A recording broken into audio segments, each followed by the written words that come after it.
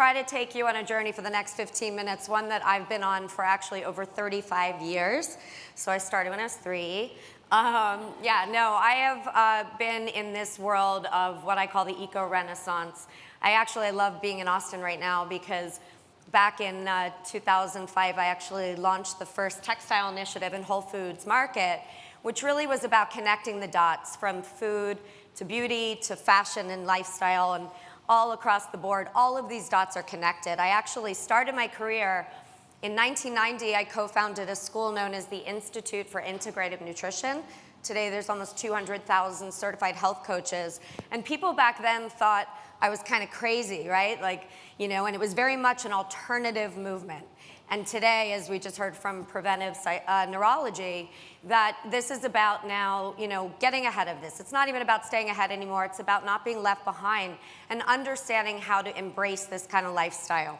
So I wrote a book that was really inspired by the fact that in the original Renaissance, it was a time of dark ages. And if all of you are not asleep right now, you know very well that we're living in sort of a modern day Star Wars, right? We've got this dark and the light forces that are at odds. Well, climate crisis, it's not even climate change anymore, it's a climate crisis. And we all have to be part of this equation. One of my favorite quotes, which was on the last slide, is from Albert Einstein, right? We can't solve today's problems with the same consciousness that created them, right? So we have to elevate our consciousness and we have to climb that ladder and change our perspective. Breaks my heart today when you hear kids say they don't want to have children, right? Because they don't want to bring kids into this world. And so when we talk about detoxifying our lifestyle, it's about starting with design. And that, in my book, Eco-Renaissance, the premise is through the lens of design, we can change the world. If you appeal to people at that visceral level, right, aesthetically, with what they see, what they feel, they touch, they, smell, and then, oh, by the way, take them down this sort of proverbial rabbit hole of why and how and when and where, and, then it's about serving ourselves.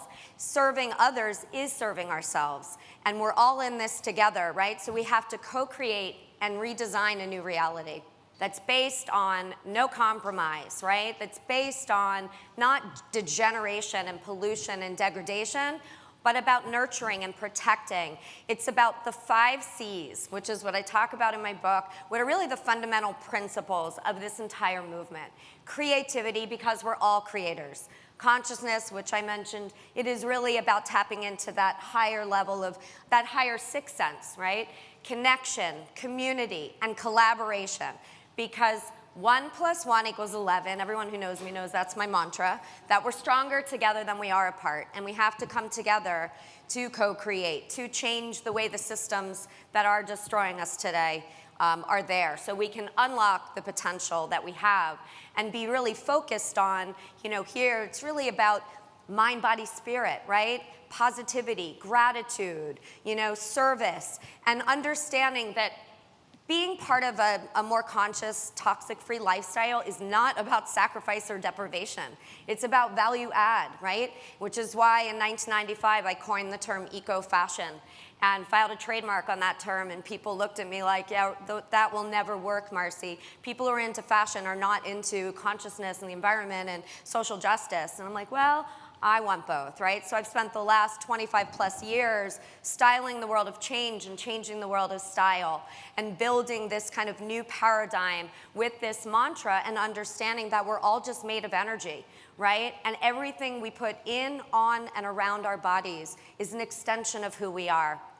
So when we start with, being a creator and we talk about art being life, right? It's about looking at how can we build a relationship with nature, that we have a symbiotic relationship with nature. We breathe out carbon, and nature's meant to breathe it in and breathe out oxygen, which we breathe in. So check out John Hardy and Elora Hardy's TED Talks on this insane, beautiful community they built all out of bamboo. That is probably the most stunning architecture I've actually ever seen.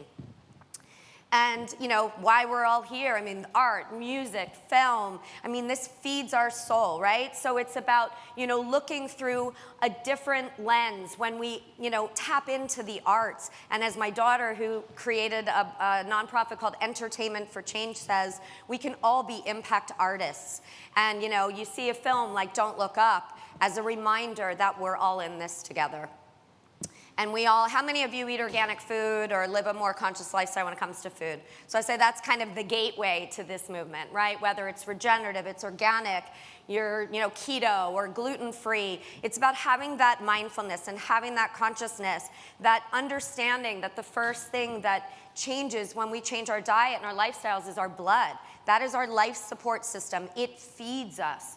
So why do we want to put poison in our blood, right? Why do we want to, feed ourselves? It's like, let food be thy medicine, right? That's the Hippocratic oath that the entire medical system is built on, although so many doctors don't learn about food as a tool for health. They're starting to, but when I, started IIN, it was still a somewhat foreign concept. Everybody in the world who knew about organic, we all knew each other. That's how small the movement was. So it's really fun. 83% of Americans today are buying organic food, at least occasionally, and Costco is the largest distributor of organic in America, not Whole Foods. So, I'm an ambassador for an organization called the Rodale Institute, and I'll just sum up by saying, healthy soil makes healthy plants, which makes healthy people. And if you haven't seen the film Kiss the Ground or read the book, I recommend you do so. It really helps you understand the power of soil and being GMO-free and healthy soil. It's a living, breathing ecosystem. And I liken soil to the skin of the earth, right? Because the skin is the largest organ in our bodies. It's our primary organ for absorption. So it's not just what we put in our bodies. It's not just you are what you eat. You're also what you put on your bodies, which is why the beauty industry right now has gone from, my mentor of 25 years is the founder of Aveda. He passed away a few years ago. He wrote the foreword to my book, but he was such a powerful, iconic, inspiring human and took such a leap of faith in saying, we can have beautiful scent and functionality and also, be non-toxic.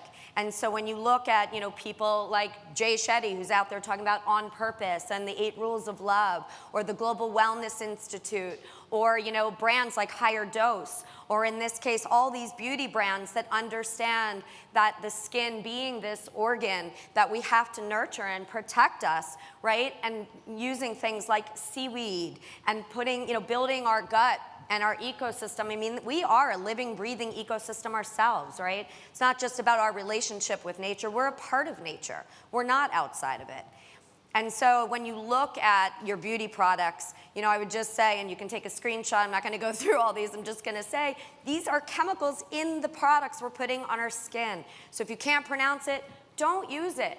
And if you're using it, be aware of, and minimize your use. It's not about perfection, right? This is about trying to make the best choices we can every day and being on the journey where you're at least awake and aware of everything that, every choice that you're making.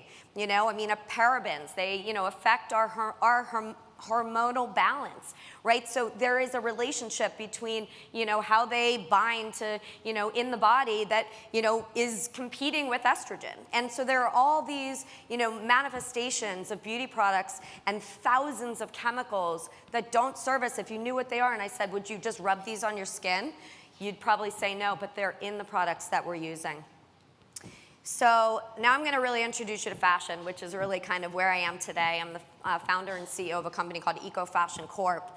And we're meeting a lot of brands and retailers where they are to help them build these models of agriculture to popular culture, or I say source to story, because as I said with the farm to table movement, we started by going back to the source to understand where our food is coming from, because we're starting to rebuild that relationship with our food. But now it's about going back to the source and understanding where our fashion comes from, right? Because cotton is one of the most heavily sprayed industries in agriculture with the worst carcinogenic chemicals. And people, farmers have been lured in by these chemical companies that are told they're going to get better yields, and that doesn't matter how much they spray because we're not eating cotton. Well, we actually are. 60% of the cotton plant goes back into the food stream as cottonseed oil, right? So when you gin out the seeds when you harvest cotton, which cotton doesn't grow in our department store, right? People forget that it's actually part of nature, no different than the food you're eating. And so when you look at the magnitude and multitude of chemicals in cotton, and then you pull the curtain back and you look at the finishes and the dyes that go into the textiles we're wearing every day, from thousands of toxic dyes and finishes that are not regulated, right? And again, this skin, we're putting them on our bodies, we're wearing them all day long. And soil being that sort of immune system for the plants, if we can build healthy soil and we can build regenerative, organic, and even biodynamic farming methods, then we can not only build soil that's going to build healthy plants, be more resistant to bugs, and be purer on our skin, the way that cotton is actually marketed, but we're also finding a solution to climate change, because a lot of people don't know that regenerative agriculture is actually one of our #1 solutions to climate change. Because when you have healthy soil, you have an ecosystem, a living ecosystem that will sequester carbon out of the atmosphere. But when we turn soil into dirt, whether it's the food system or it's the fiber system, you basically have chemical runoff going into the waterways that we're depending on to, drink, to breathe the air, right? But you also have, systems that are broken and no longer can sequester carbon. And, here are a couple of stats that people don't know. I mean, the fashion industry is one of the leading causes of air and water pollution. It's actually second to coal. 20% of the world's freshwater pollution is coming from textile treatment and dyeing. 10% of the world's carbon footprint is coming from the fashion industry, right? So agriculture, transportation, and so the impacts, socially, the waste in the landfills, so over 5% of landfills are filled with textiles. And here's something most people don't realize. Every single synthetic garment ever produced in the history of mankind does not biodegrade, which means all those synthetics, polyester, acrylic, nylon, all those fibers that are basically plastic, when you wash them, they're going into your washing machines, they're going into the rivers, they're going into the oceans. So we're not even talking about our land ecosystems anymore, we're talking about our ocean ecosystems are getting destroyed. 35% of the plastic in the oceans is textile waste.